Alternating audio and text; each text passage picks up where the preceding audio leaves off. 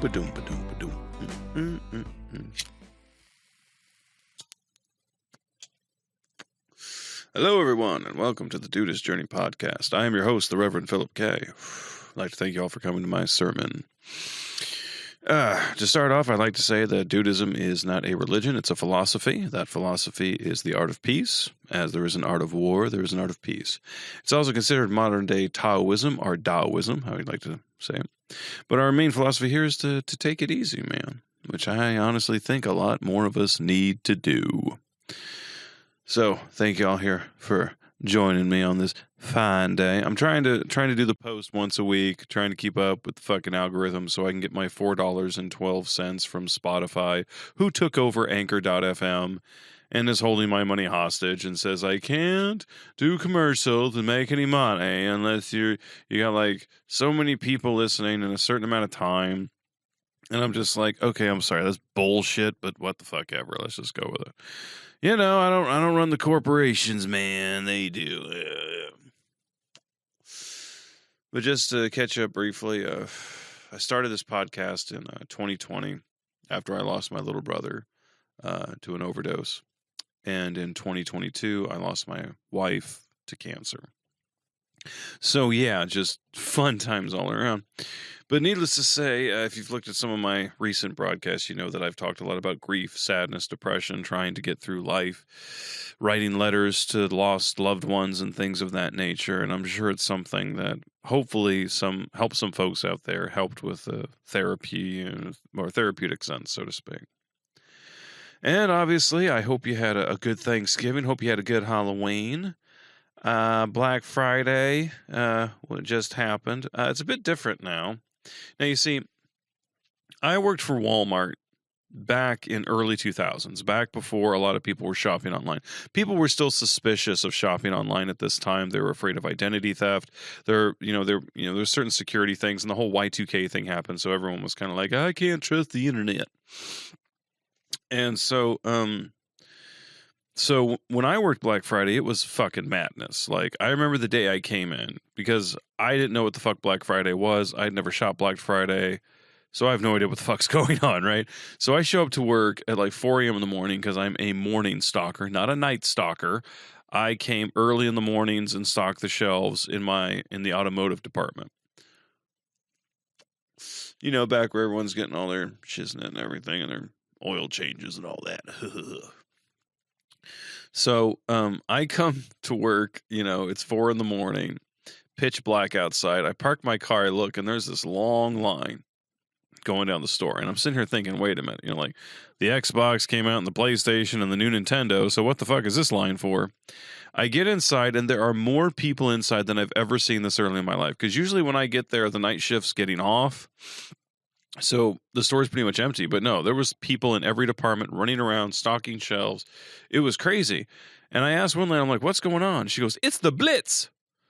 The Blitz? What the fuck is the Blitz? What are you talking about? She goes, it's a Blitz. And she just ran. So I go back to my department and there's like usually, like 4 pallets of stuff I got to put up. But there was like 8 pallets. I was like, what the fuck is this shit? And all of a sudden, like my managers were there. And some other employees, and I was like, you guys trying to get overtime? What's up? They're like, it's the Black Friday sale. I'm like, the fuck is the Black Friday sale? Like, I have no fucking clue, right? Because I'm poor. Like, we don't go to Black Friday sales. And so I'm sitting there like, what's up? But they're just like, no, this is the big sale day. We got like a bunch of stuff marked down. People are going to come in. They're going to crowd. They're going to push. It's going to be crazy. So we set up, right?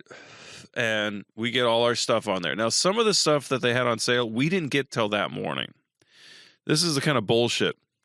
And so we get everything in. We get everything set going as best we can for that day, right? And then we open the doors, and it's just fucking nuts. Like, just people are just coming in. They're crowding.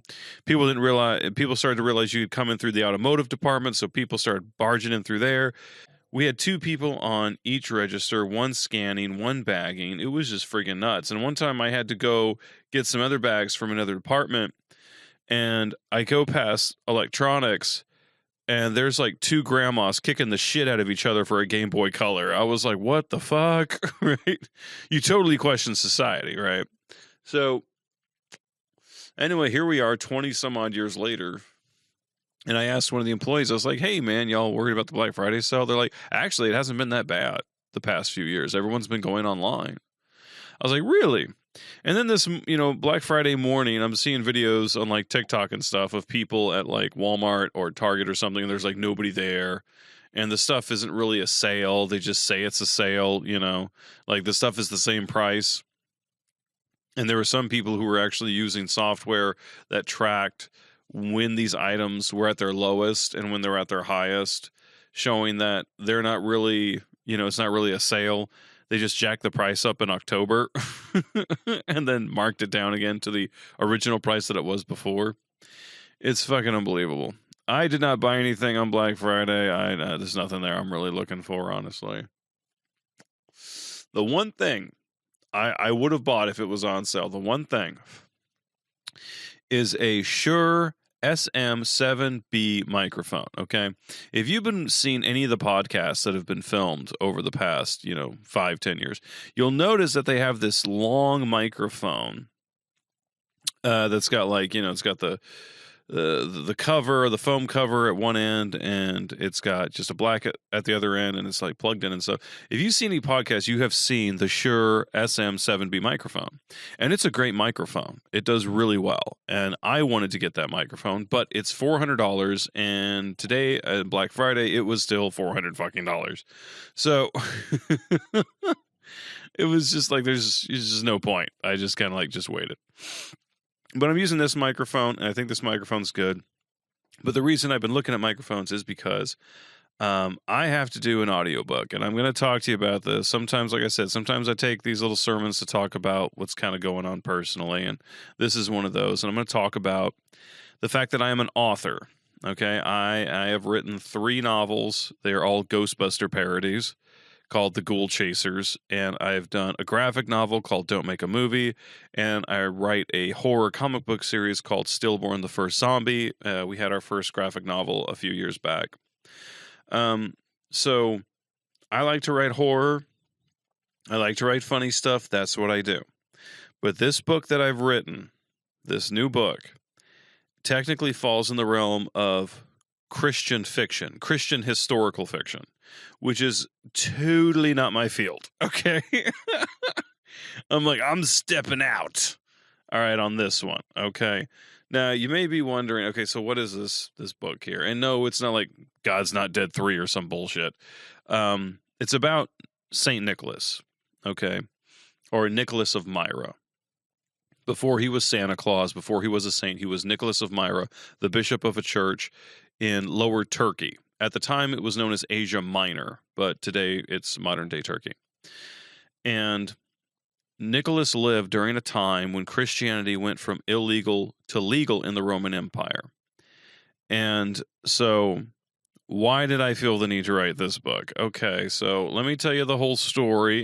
You might want to pull up a drink, maybe a smoke, maybe a snack.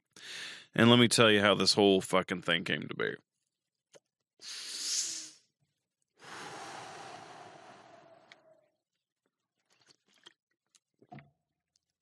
Okay, fuck it. Here we go. So, my daughter, she was around 4 or 5 at the time, and she had found out from a family friend that there was no Santa Claus. So, she starts asking me questions, wanting to know if this is real.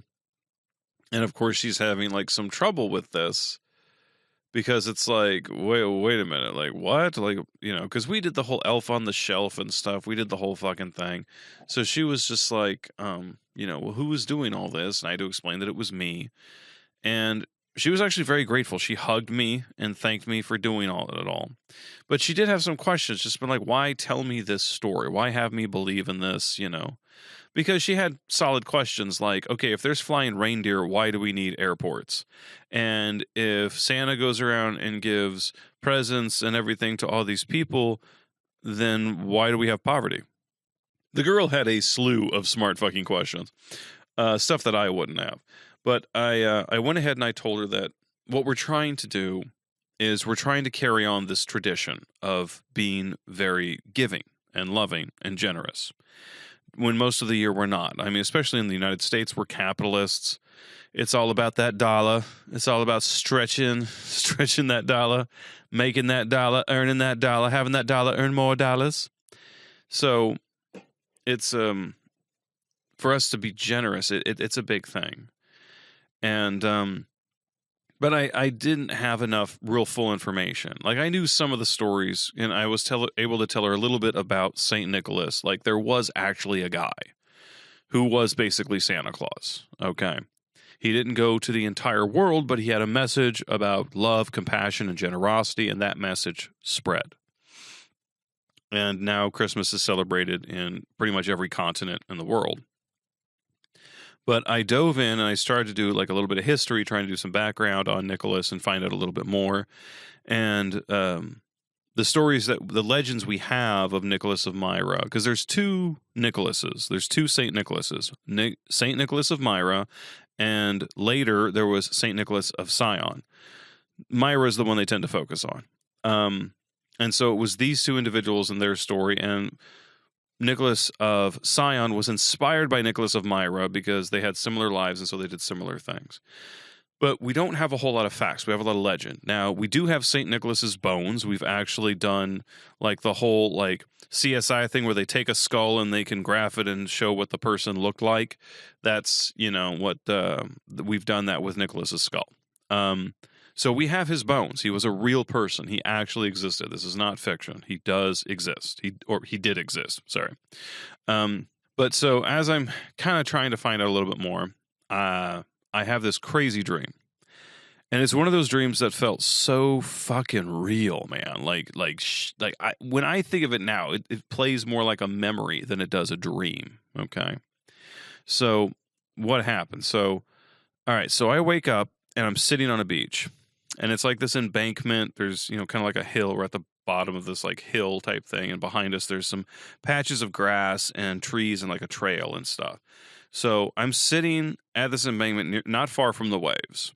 And I don't know if it's sunrise or sunset, but the sun is close to the water and everything looks like it's painted in gold. It's just gorgeous. One of those beautiful times. I think there was a dock next to us, like a slim little dock, but like I said, it's kind of fuzzy, but I just remember the beach. I remember sitting there, and next to me was a basket of fruit, and next to that basket of fruit was this old, like, Indian dude. He had long white hair and a long white beard. He had kind of a thin hook nose, and he had on, like, a tunic and some really cheap, thin shoes. And we were sitting there just looking at the sunset. He was just like, "Oh, it's beautiful, isn't it?" I said, yeah, it's pretty cool. It's a beautiful sight, man.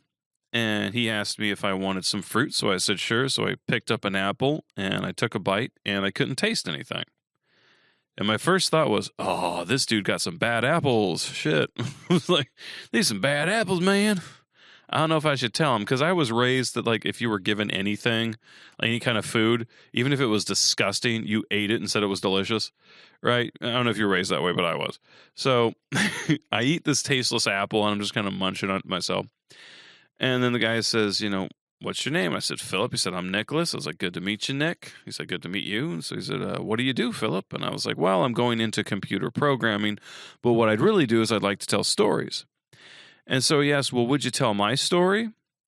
Now, typically, as an author and a writer, I hate this fucking question. Like, if someone comes up to me and says, "Will you write my story?" My first answer is, "Fuck off, asshole." Like, really? You honestly think that I have so much extra time that I can write your fucking story? I've got 100 fucking stories in my head I need to write. I ain't got time to write your shit. Only you can write your story. Only you can give it the voice that you need. And if you don't know how to write, fucking learn. There's 1,000 books, 1,000 YouTube videos, 1,000 courses. Figure it the fuck out. I did. You can too, okay? So usually when someone asks me to write something, my first answer is no. It'd be better if you write it yourself. But for some reason, on this beach with this tasteless fucking apple, I said yes. I was like, sure, why not? Yeah. I was like, sure, Nick, I'll tell you a story. What is it? And he sticks out his hand to shake mine, and he says, "Do you promise to tell my story?" Which I thought was a little weird, but I was like, sure, why not? I promise. So I grabbed his hand and shook it, and boom, dude, I saw the whole story. It was like watching a movie on fast forward. It was like boom, boom. So I woke up the next morning, started writing an outline. I think I did like a 10-page outline. And then I started buying books and research about ancient Rome, times and life in there, because there were some things I saw in this dream I didn't make sense. Like the house where they were at had a hole in the ceiling and like a little indent down below, like a 2-step indent little thing down below that was right under. It was the same shape as the hole in the ceiling, and it caught water. And I was like, what the fuck is this? Well, actually, that existed in ancient Roman times. They would keep that open so any moisture or rainfall that would come in would fall onto that area, and they would collect the water, and they would use it for bathing and stuff like that. It was called an impluvium. Impluvium. It's a Latin term. But yeah, so I started doing research. Things started making sense, and I was able to put this story together. And it was very interesting because, like I said, this is during a time when Christianity is illegal. It is literally illegal to be Christian. You could be persecuted just for saying Jesus' name in conversation. It was fucking crazy, okay? Because you have to understand that during the ancient Roman times, if you cursed someone's crops and they died, you could be held responsible. It was that kind of shit. I mean, they believed in sorcerers and witches, so you have to keep that in mind. But what else is interesting is that you hear the story about Constantine and what he did and his help to legalize Christianity and sort of end this whole strife and conflict. And there's a lot of back and forth about why Constantine converted to Christianity. Some say it was just to keep the peace because of all the fighting and everything that was going on. Some say he did it like last minute before he died, just to be safe, kind of a thing. But still worship the old gods. So whatever you want to put it, when you look at the actual historical record, Constantine did a lot to help Christians in those early years. Okay, I mean he created the Edict of Tolerance. He helped pass laws. He started the Council of Nicaea, where the first church was made. The Catholic Church was created. And things started to really come together during those times to try to create one unified religion. Nowadays, as I'm writing this, I have a little bit of concerns because it is about Christian persecution. And when you hear about Christian persecution today, it's typically a bunch of fucking rich, selfish white people bitching about how they can't say Merry Christmas at their job. Motherfuckers, you really think that's persecute? Really? Really? Okay, imagine coming home and finding your wife crucified on your front lawn. That's persecution, motherfucker, okay? That's persecution, all right? When you have a boss, they want money. They want everyone's dollar, okay? That's what they do. They want your money. They want that guy's money. They don't care what you believe, who you go to bed with. They don't give a shit. They just want your fucking money, okay? And so when you're at a job, you have to say happy holidays because there's all these holidays between November and December. So you have to say happy holidays. But here's the thing that I've learned. You as an individual, let's say you're shopping, okay? You're not at work, you're shopping. And you go to the checkout person and they say happy holidays. Well, you can say Merry Christmas. And that gives them permission to say Merry Christmas back. So if you want Merry Christmas being said, then you got to say it first, okay? That's how it's got to work. So if you want, so you go to a store and you're buying stuff, okay? And then the clerk checks you out. Now, that clerk is going to say Happy Holidays, but you as an individual can say Merry Christmas, and then they can say Merry Christmas back. So if you want, other people to say Merry Christmas to you, you got to say it first, all right? Let them know. It's a little thing. Now, let's get into those fun, tough parts about writing a book that no one talks about. Because I hear all kinds of videos and tutorials and courses about the story and the character and the plot and the 3-act structure and everything. Why don't we talk about some shit that happens in the process of novel writing or happens after you finish the book, okay? So let's talk about the first thing. Editing, okay? So I hire an editor, they edit the book, they get it back to me, I then take it, and then I re-edit the book, okay? Because sometimes they'll miss things, or sometimes they'll do things you don't agree with. And plus, I just want to go in there and maybe I want to change this phrase or this sentence or that sentence, and kind of, it's one of those final draft type of things. So editing takes a long time. And the thing that sucks about editing is that you've read this book before, and when you start to go through and read it again, you're kind of speed reading, so you will skip mistakes because you're trying to get through an entire novel in a short amount of time. My release date is December 1st. Okay, so that means that this book has to be completely polished and ready to go. Now, the print version and the ebook version are ready. That's the other thing they don't tell you about. You have to create two different versions. The first version you have to format is for the ebook. Now, typically with my ebooks, I put spaces in between the paragraphs. It makes it a little bit easier to read. Sometimes I increase the size of the font. This makes the page count like over 400. Now, on an ebook, no big deal. But on a printed book, that's a fucking problem. You want to be able to put your story as much on the page as you can. You want less pages, okay, because of printing costs, all right? So you go in and I have to take out all those spaces in between the paragraphs. I have to make sure the font is like 12 point. In some cases, some people print theirs at like 10, maybe even 8, but I stick with 12. And I put it all together, so my book it goes from like 300, it goes to over 400 pages to like just over 340. So it's at least 60 pages I take out, okay? Then I print that book, and I have to do an audio book. Yes, there are 3 versions of a book. You don't just write the book. No, you've got to make the ebook version, you got to make the print version, then you got to make the audiobook version, okay? So this is why I got a little freaked out and wanted that microphone so bad, because I'm thinking I need that microphone to make a great audiobook. But the mic I have right now, it's less than $100. It is a Shure. It's a good mic. It looks like the old, Elvis mics, and it's worked well. Captures my voice, got the digital interface, got the software. So I think I'm going to be good recording the audiobook with this microphone. Do I want to? No. I really don't want to do an audiobook. I really, really don't. But once again, while I'm doing the audiobook, I'm looking for mistakes and I'm rewriting. And so that way I'll go in, put in the final touches for the ebook and for the print book, and then get them out. Okay. So all of this comes up, and of course there's cost here, and costs went up.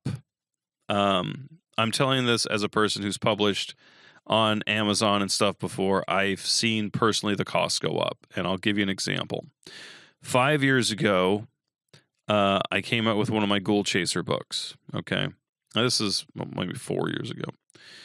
So 4 years ago, I come out with this Ghoul Chaser book, right? Now, the cost to print was like $5, okay?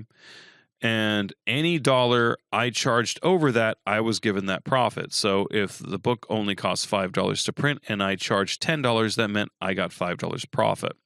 Simple, right? Not anymore. Amazon decided to take a cut of the profits, being your publisher, technically, quote unquote, which is bullshit because it's self-publishing, so fuck you. But they have now decided to only give you 60% of that profit. So again, with the example of $5 cost to print, $10 we charge for the book. Now instead of getting $5, I'm getting $3. Yeah. So Amazon has been finding ways to really just kind of cheat your ass. And so this is why I'm seeing the cost. Now, once again, that's better than if I went to a big publisher. If I went to fucking Simon & Schuster or what the fuck ever, a Random House, they would only be giving me 10%, not 60. They would give me 10% and that's it. So I'm still getting more by self-publishing. Okay. The other kind of complication that arises out of this is that now the books have to cost more. So now instead of selling my book for $10 to get my $5 profit, I now have to sell it for like $15, $18 to try to get my $5. And the ebooks, you're getting $1 if you charge $3. And they're doing this stupid ass shit now. They're doing this thing where, so if you do the 35% profit, the 35% profit on your ebook, you get $1.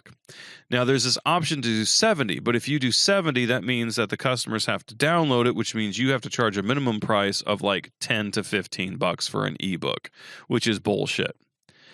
So, and you're not even getting the full 70%. Once again, you're getting 70% of the profit that Amazon is allowing you to have, not 70% of the full profit. So I went ahead and I was like, okay, well, what would it cost to put out my ebook on Kindle for $3? The profit I get is about $1.04. I said, well, what if I charge $5? They said, oh, well, then your profit will be $1.40. So I'm like, fuck you guys. We'll just do $3. Now, I'm still trying to wait for Google Play to get the authorization to print through them because I'm still going through the process of, they have to do this whole verification thing with you. And I'm trying to do iBooks, but for some reason, iBooks is using this new thing like it's their iTunes Connect. So like if you go to Pages and like through your iCloud, and I typically use the templates that they supply in iPages to make my books.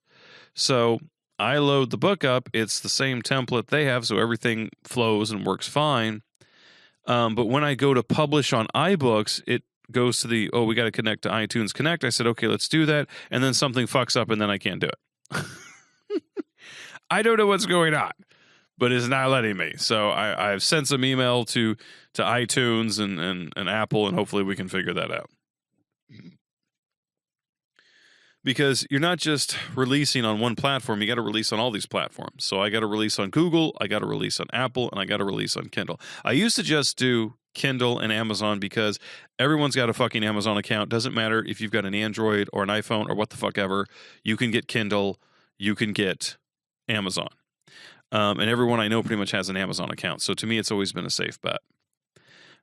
It's the one that I typically will push for the most. The audiobook is the new field. Audible is the one that deals with that. And once again, they work through Amazon. So I'm once again working and having to deal with their marketplace. And I'm having to get all this stuff done, get all this shit done, get it all edited and perfect and put together by December 1st, which as of right now is like less than a week away. Lucky me. Now you could be saying, well, Phil, if you came up with this idea like 6 fucking years ago and started writing it, what took so long? Well, I had a pause, okay? Because I had this fear. I'm like, I don't write Christian fiction. I'm diving into this market. What the fuck am I doing? Now, don't get me wrong. Christian or not, I think it's a great story. I mean, even if you're not Christian or maybe former Christian, it's still an interesting story to see what this guy goes through for his beliefs. I mean, his parents die when he's young. He has to go live with his uncle on a farm, and his uncle isn't, he's a former legionnaire, and he doesn't, sit around on his ass. He actually gets out there and works on the fucking farm with his, with the sharecroppers and the overseer that he has. So he's pushing Nicholas to train, and he puts Nicholas in charge of a pig who's very mean and angry and treats him like crap. But Nicholas learns on this farm, and then he becomes inspired to go to the temple, this Christian temple in Myra, because he's outside of Patara at this time. I think only about a day's journey outside of Patara, because a lot of the farms were outside of the city. So he decides to go to Myra, which is another port town along the south of Turkey, or Asia Minor at the time. And he joins there, and their bishop was recently killed, and one of the members of the church whose house it was, Alec, he has this dream that a young man named Nicholas is going to come and save the church, and sure enough, Nicholas shows up the next freaking day. So Nicholas is kind of put in charge early. He's learning about the place. He stops one of these vendors from cutting off a kid's hand for stealing. He tries to implement giving away more food at the church, but people are reluctant because, once again, you can't really seen doing business with Christians, you could get in trouble. And sure enough, he sees an entire family arrested, and sees kind of some of the tough things.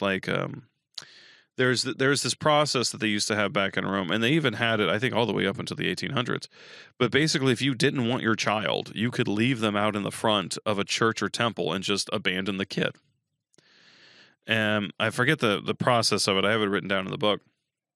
And that's the other thing, is I'm trying to learn all of these ancient Roman terms, which are basically Latin, and I'm trying to pronounce them correctly in the audiobook. So that's going to be fun. But I mean, he goes through some tough times. He gets arrested and persecuted. His friends are tortured and killed. His first wife is crucified in front of the church. He goes through a lot of hell. He gets imprisoned a few times. It's about 3 times or so that he actually gets imprisoned. And a lot of it is because of this sort of going back and forth, because right now there's more than one Caesar in Rome, and Caesar Licinius wants the throne, wants to kill Constantine, who's his brother-in-law, by the way, and of course fails miserably, and Constantine ends up, kicking his ass and end up, executing him in the end. But the thing about the story that I liked was that despite all these horrible things happening to Nicholas just because he's a Christian, he still gives. He still gives. He's still kind. He's still generous. He's still loving. He's still forgiving. He has moments where he loses himself. He has moments where he breaks, where the trauma gets to him and he snaps. He has bad moments. He's human. But in the end, he is ultimately always doing the right thing. He's always giving and sacrificing for the greater good. And that's what I think is so inspiring about the story, even just for myself. Like, I'm not a practicing Christian. I wouldn't even label myself as Christian. I'm a Dudist now. Now, you can be a Dudist and Christian. You can adapt the Dudist philosophy to pretty much any religion because it's a philosophy. But even though, hey, I'll admit it right now. It's like, look, I was raised in a Christian household, went to church twice a week, prayer groups, Bible study, did all of that.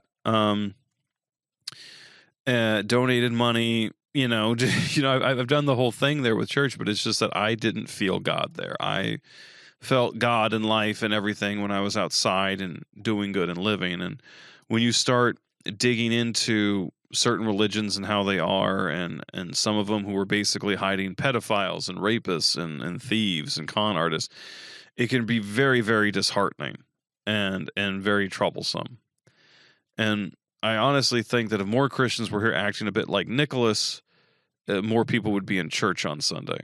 And because, Christians in the early time, they had to meet in graveyards at midnight. Honestly, I think Christianity might even get some more followers if they started doing that again. Get all those goth kids, they'd show up. But anyway, it's I think what's interesting about the story, and I think this is something that my editor pointed out, which I was very grateful for, is she said that what I like about it is that it's not the usual saint story. Whenever there's a story about a saint, it's just every word they said was perfect, and they walk on water basically, and it's like, it's almost like they're God in a sense. But this guy is flawed. This guy's got problems. This guy's got issues. This guy is fighting with his own demons. And she said that's, I think, what made the story so much better, because this is something that we all can relate to. We're all fighting our demons. We're all fighting something. We're all getting through our own shit. And so Nicholas's story is, I feel, very inspiring in that way. So I've been asking a lot of my friends, as soon as I get printed copies in, I'm going to be asking my friends, hey, would you read this? And I'm asking friends from all walks of life, friends who are practicing Christians, friends who are former Christians, friends who are Jewish, friends who are atheists, friends who are Wiccans. I'm asking kind of everyone, like, can you read this and just give me your thoughts and feedback? And am I on the right track? But for me, it's the difficulty of going in there and trying to write in a genre I have not written with, before. And so that's kind of scary for me. But I'm hoping overall that people kind of look past all that, don't judge the book on the writer. Please judge it based on the content, I know some people, when certain writers get, like, people, if Stephen King comes out with something, people are just going to buy it because it's Stephen King. But it took a while for him to get there. And so I'm putting some money into Google ads and Amazon ads, and I really believe in this book. I really believe Nicholas of Myra, that's what it's titled, Nicholas of Myra, a novel by Reverend Philip K. I made a nice big red cover for it. I don't know, I got a good feeling about it. I know a lot of writers, when they write books, they think this will be the greatest novel ever and sell 1 billion copies. You know, we all have that fantasy and dream. But with this particular book, I'm very much behind it because I do think that it's a good book. And I do think that it could sell well. So we're going to see how it goes, all right? You probably out there have got your own fantasies and things and stuff similar to mine. But why don't we go ahead and we take 5 minutes? Now, let's just take 5 minutes to kind of chill out, relax, think about all the stuff we got going on, and hopefully a little bit of quiet time can help clear our heads and our minds so we can focus, have the confidence we need to accomplish what we need to accomplish, and get done what we need to get done. Because let's just face it, we all got shit to do, okay? So go ahead, find yourself a nice, comfortable spot, get yourself relaxed, have a drink if you like, and we're going to go ahead. We're going to start that 5 minutes. Right?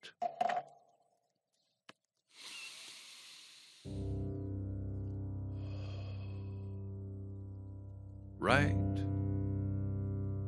now.